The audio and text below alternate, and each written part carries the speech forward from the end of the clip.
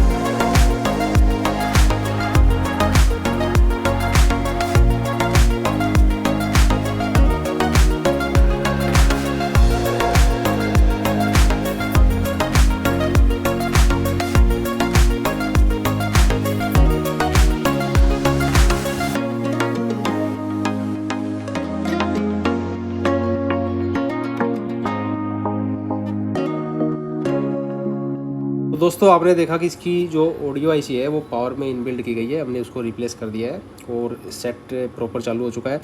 इसमें ऑडियो की प्रॉब्लम थी, स्पीकर से आवाज़ नहीं आ रही थी और माइक से आवाज़ जा रही थी। तो हमने सिम लगा के इसको कंप्लीट चेक कर लिया है। इसकी सारी आवाज़ है वो बिल्कुल ओके हो चुकी है। अब इस सेट को हम कंप्लीट पैक करके कस्टमर को हैंड ओवर करने वाले हैं। हमारा काम आपको कैसा लगा आप हमें कमेंट कर ज़रूर बताएँ।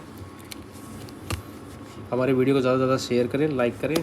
थैंक यू दोस्तों, मिलते हैं अगले वीडियो में।